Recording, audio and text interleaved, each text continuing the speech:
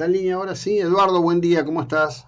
Buenos días, José Luis, ¿cómo andas vos? Bien, bien, aquí estamos, con muchas ganas de poner en atención de esta audiencia los conceptos que tenés para desarrollar para nosotros, partiendo de un tema que me parece muy, muy importante. Faltan 102 semanas para que asuma un nuevo gobierno en 2023. Así es. ¿Qué crees que hay que estar haciendo ahora ya, viendo este horizonte? Bueno, mirá, la parte más preocupante de todo, primero uno dice, bueno, necesito un plan, ¿no? Si ahora se está repitiendo, no sé, las últimas semanas se ha visto por todos lados, y bueno, hace falta un plan, el gobierno no tiene un plan, la oposición tampoco tiene un plan. Ahora, para tener un plan, lo primero que habría que hacer es ponerse a trabajar en un plan, ¿no? Es decir, Uh-huh. no se trata de tener, que mágicamente va a aparecer de la nada misma un plan. Ahora, cuando se habla de plan, comúnmente todos nosotros estamos todos preocupados de decir, bueno, tenemos que tener un programa macroeconómico ordenado, que ponga los patitos en fila, que ordene la parte monetaria, la línea con la fiscal y cambiaria, etcétera. Ahora, eso es la primera parte de lo que sería el plan, porque digamos la desastre argentino en los últimos 40 años ha pulverizado lo que se llamó el estado de bienestar en la Argentina, y reconstruir esto, que es tan básico como la educación, la salud y la seguridad, va a llevar mucho tiempo, pero mucho tiempo en el marco de un programa. Entonces, el programa macroeconómico en el que alguna gente ya está trabajando, y quisiera creer que el gobierno también, es solamente la primera parte de lo que sería un plan. Eso es por un lado la cosa, pero además de tener un plan, hace falta poder llevarlo adelante, cosa que para la clase política resulta muy difícil, porque no tiene poder político como para crear los cambios, introducir los cambios que habría que hacer. Entonces hay que convencer a la sociedad, hay que lograr muchas redes de WhatsApp de padres organizados, ¿viste? Como lo que Uh-huh. ocurrió con la educación. Entonces, bueno, en cada tema habría que construir esas bases de la sociedad movilizada que apoye a la política, ¿no? Si no, es muy difícil. Y construir todo eso va a llevar mucho tiempo, hay que armarlo y después llevarlo a la práctica. Estamos justitos con las 100 semanas, ¿no? Me parece. Bueno, a ver, lo que yo creo es que hay mucho saber y conocer acumulado, ¿no? En nuestras conversaciones, vos más de una vez me has mencionado el libro de Luis Torre, que el otro día lo mencionó aquí en una charla Graciela Fernández Mejide, que inclusive Sí, dijo, yo misma entendí y advertí cosas que, siendo parte del ejercicio pleno de la política, no había llegado a enterarme, ¿no? Es decir, me parece que hoy lo que vos mencionás del WhatsApp, de las redes, abre al conocimiento generalista lo que antes era para algunos muy pocos. claro, estoy de acuerdo, claro. Es decir, por un lado, pero por eso digo, hoy, si digamos, hacemos un ejercicio, yo creo que todo lo que tiene que ver con la economía, con lo macro, vamos a decir, hay un consenso bastante extendido de que hay que ordenar las cosas, de que hay que estar en equilibrio, que hay que buscar equilibrios que hemos abandonado y demás. Pero también Juan Carlos Torre habla de un tema que es interesante, que son el papel tan protagónico que tienen en Argentina las utopías regresivas, ¿no? Mm. El vivir con lo nuestro, la liberación, o decir, ¿liberarnos de quién? ¿De qué nos tendríamos que liberar? Bueno, pero son utopías donde la gente se moviliza y son los pibes para la liberación. O sea, consignas hace 40 años que movilizan un sector de la sociedad también, ¿no? Entonces, el problema es cómo construimos las nuevas ficciones orientadoras, como decía Jungwei, ¿no? Es decir, aquellos espacios, aquellos lugares a donde queremos llegar. Y no parece vamos a decir, el desafío en la mesa. Y yo creo que eso es una tarea que va a tener que asumir. La responsabilidad la tiene la clase política. No es la sociedad no. La clase política tiene que lograr esto, tiene Uh-huh. que armar esto. Y bueno, tiene 102 semanas, hay un camino. Pero Torre también en su libro explica y dice, miren, la peor de las situaciones es lo que nos pasó a nosotros con el gobierno de Alfonsín, que se entró a trabajar a los ponchazos. ¿Por qué? Y porque no se sabía qué hacer. Y a nosotros eso nos remite al 2019 e incluso al 2015, cuando se entra y se empieza a improvisar, digamos, porque no había un plan global armado, había, digamos, lugares a los que uno quería llegar, ¿no? Me parece que la sociedad está impaciente, no sé si para 2023 va a existir la paciencia que hubo hasta ahora, ¿no? Bueno, en definitiva, a ver, creo que en este sentido el expresidente Mauricio Macri viene dando señales de un concepto que es decir, hay que hacer todo el primer día, ¿no?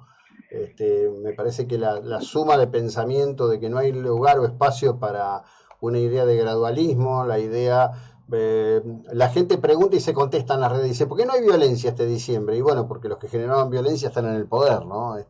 Creo que hay un aprendizaje que excede a la dirigencia política y me parece que en ese sentido los que están en una visión, digamos, como acuerdista, componedora con los factores de poder corporativos, la van a estar pasando mal. El dato publicado hoy de los subsidios a aerolíneas argentinas es prácticamente el monto de lo que pretenden recaudar con los nuevos impuestos provinciales. No, ni que hablar, claro, pero además eso en el marco de un desorden de todo el sector, cerrando Palomar, poniendo precios mínimos. Es la primera vez en la historia que se ponen precios mínimos, que se quieren poner precios mínimos a low cost. Es decir, el sentido mismo de las low cost lo masacrás con un diseño de ese tipo. Ahora, es correcto lo que planteas respecto al, digamos, abandonar el gradualismo, pero para abandonar el gradualismo tenés que tener una estrategia para neutralizar los poderes de veto de la Argentina. Alguna vez lo hemos hablado, vos podés tener las mejores intenciones sobre tu política educativa, pero asumís el 10 de diciembre, el 20 de diciembre tenés paro en la provincia de Buenos Aires exigiéndote mejores condiciones de trabajo y no empezar las clases hasta el mes de abril. Sí, sí. Entonces, bueno, vos tenés que tener una estrategia donde vos te impones a esos poderes de veto, y hoy por hoy no la tienes. Es decir, los gobiernos, podés tener el mejor gobierno, pero si vos no tenés resuelto esos conflictos de base que tenés en el sector educativo en todo el país, en la salud, y bueno, lo más probable es que no puedas en el corto plazo a mano militar y, digamos, modificar los temas. Tenés que ir buscando esos consensos que haga que esos poderes de veto tengan que guardarse y que no puedan manifestarse en su plenitud, como ocurrió sobre el final de la pandemia, cuando el gobierno de la ciudad, por ejemplo, se dio cuenta rápidamente que había que comenzar de nuevo con las clases, porque la movilización de los padres ya era demasiado poderosa, y la provincia de Buenos Aires tardó un mes, pero lo hizo también. Claro, lo hizo mentirosamente, porque en realidad después ahí hay un dato que es muy fuerte, que hay que ponerlo sobre la mesa todo el tiempo. La actitud del SUTEBA fue una actitud obstruccionista, encontraban todo tipo de argumento para no abrir las escuelas, encontraban todo tipo de argumento para dejar a los chicos sin horas de clase.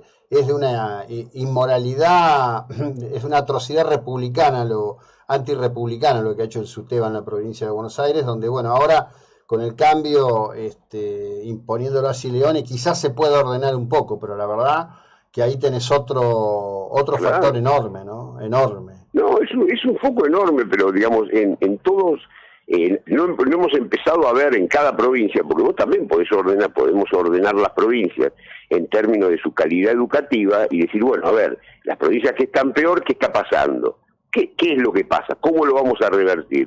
Vos tenés que, en la ciudad de Buenos Aires, tenés casi 70% de chicos en primaria y secundaria con doble escolaridad. En la provincia de Buenos Aires, el 8%. Bueno, evidentemente podés empezar por ahí y decir, bueno, a ver, ¿qué haría falta? Digamos, preguntarle a Alito Guadagni, que es el tipo que más sabe con el tema de educación.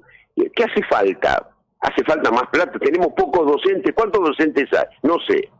Bueno, yo no lo leí, digamos, seguramente hay gente que sabe, que tiene estos datos, pero hay que ponernos a trabajar y decir, bueno, ¿cuánto cuesta? Y la prioridad es esa, ¿cuánto cuesta poner en doble escolaridad a todos los niños de las escuelas públicas de la provincia de Buenos Aires? ¿Cuánto cuesta? No lo sé.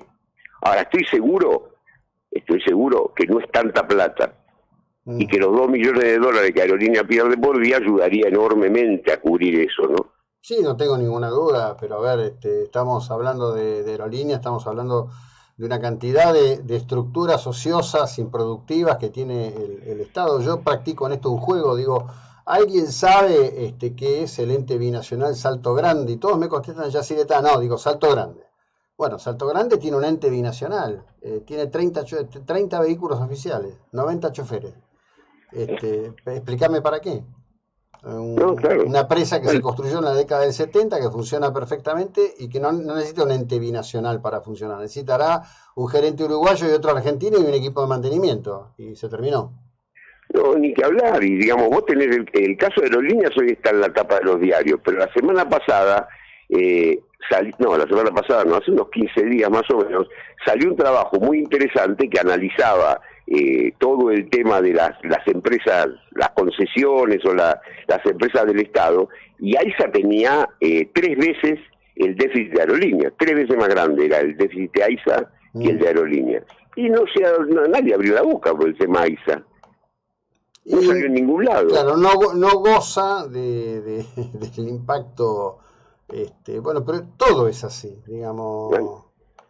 Por eso el tema me parece a mí la angustia de las 102 semanas, porque cuando empezamos a hablar, empezás a hacer todo el rosario de los temas que habría que revisar y poner sobre la mesa de discusión y no avanzás. Y cuando te aparecen las minorías intensas y te hacen de una propuesta una crisis, es decir, vas a desarrollar la minería metalífera en la planicie, en la estepa de Chubut, donde no vive nadie, ni los ratones pueden sobrevivir ahí, y le queman la casa de gobierno al gobernador, y el gobernador va para atrás porque no tiene capacidad política. Es decir, si hay algo que distingue a estos de 2001 para acá, a la clase política, es que ha perdido capacidad como para generar cualquier hecho disruptivo. Cualquier minoría que se le ponga enfrente lo frena. Ya sea porque le deciden que en la Argentina no va a haber salmones, o que no va a haber minería metalífera en la estepa de Chubut, o que no va a haber pasteras, o que no va a haber cualquier otra cosa que, bueno, con el glifosato siguen presionando, pero Argentina quiere tener la agenda de Noruega, pero tiene el PBI subsahariano. Sí, totalmente. Bueno, pero también ahí, digamos, frente a eso, hay yo lo que llamo una tilinguería muy grande. Concretamente, yo había estado en Mendoza antes del tema de Chubut, y en Mendoza que también el gobernador Suárez pretendió llevar adelante con el acuerdo del peronismo una ley de minería. Se vio hostigado por movilizaciones que no llegaron a los desastres de Chubut, pero fueron impactantes, y gente que está en el tema de medios allí me asegura que los mismos que se movilizaban en Mendoza eran los mismos que estaban en Chubut. Es decir, hay un tema muy interesante para investigar, que es quién está detrás de todo esto, ¿no? No tengo duda. Lo que ocurre es que la única forma, digamos, si reconocemos que la clase política no tiene esa capacidad como para imponerse, lo mismo ocurre en Chubut, y lo mismo le pasó a Néstor Kirchner en Fray Bento, Gualeguaychú. 3 años un paso cerrado con 40 personas en la ruta, o 30. Pero ¿por qué él no quiso sacarlo? No. La política sabe que no tiene poder, que no se banca una situación crítica, y por eso en diciembre del 2017 se les ocurrió hacer una movilización de ese tamaño y bombardear el Congreso con piedras. ¿Por qué? Y porque el Estado no se puede defender. Porque 3.000 de esos tipos, como los que vos planteás, que son los mismos que se van repitiendo, y ponen en jaque a un Congreso. Y porque si el Estado no tiene poder como para garantizar la seguridad del Congreso, y estamos en problemas. Claro que estamos en problemas. Eduardo, gracias por ayudarnos a visibilizarlo. Que tengas una buena jornada. Un abrazo. Muchas gracias. Un abrazo para ustedes. Chau. Eduardo Jacob, economista, tipo muy lúcido, muy interesante para escuchar.